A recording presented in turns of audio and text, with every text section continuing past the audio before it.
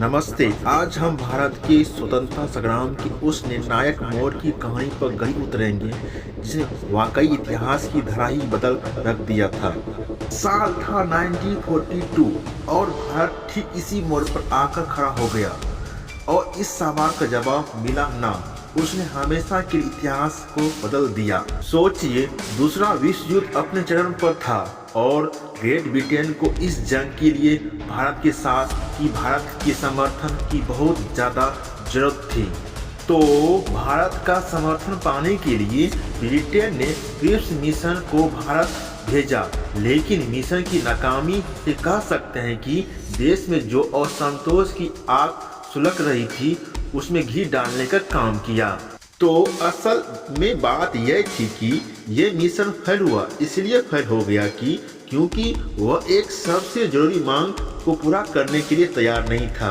वह मांग था भारत अपनी किस्मत पर फौरन कंट्रोल।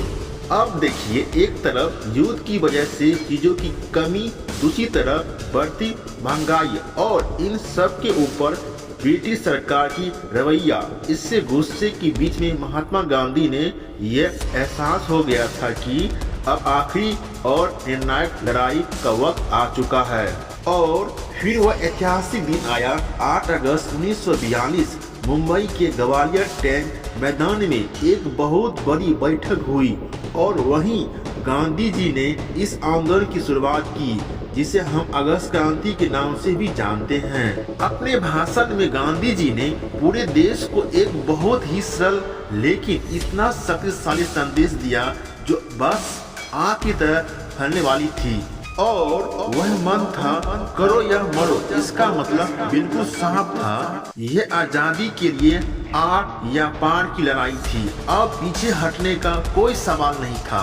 अब जैसे ही ये ऐलान हुआ, ब्रिटिश सरकार ने जरा भी देर न लगाई। ये आंदोलन की घोषणा कुछ ही घंटे के अंदर गांधी जी और कांग्रेस के तमाम बड़े नेताओं को गिरफ्तार कर लिया गया। लेकिन यहाँ एक बहुत दिलचस्प बात है, जैसे ही बड़े नेता जेल गए, कार्यकर्ताओं की एक नई लहर उठ गई जिन्होंने पर्दे के पीछे यानी अंडरग्राउंड होकर इस आंदोलन को जिंदा रखा और आगे बढ़ाया।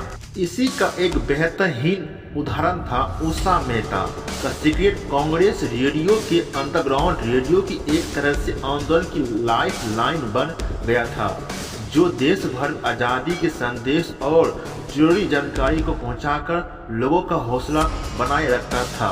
और देखते देखते ये आंदोलन पूरे देश में एक विस्फोट की तरह फैल गया।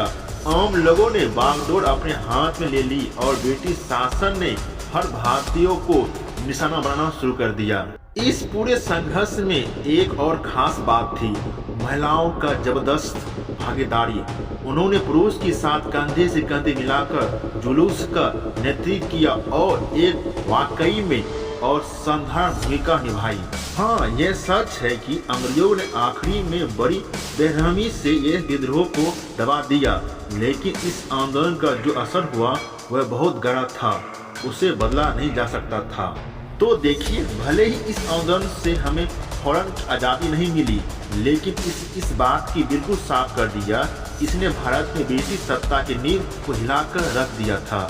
और हुआ भी वही, जैसा ही दूसरा विश्व युद्ध खत्म हुआ, भारत छोड़ो आंदोलन जो माहौल बनाया था उसने रोकना नामुमकिन हो गया। इस आंदोलन ने 1947 में भारत आज़ादी का सीधा रास्ता तैयार किया। ये आंदोलन हमारे इतिहास में हिम्मत, इच्छा शक्ति और बलिदान का एक ऐसा अध्याय है जो हमेशा याद रखा जाएगा। यह इस बात का सबूत है कि जब लोग एक हो जाएं तो बड़ी बड़ी मुश्किल का सामना कर सकते हैं।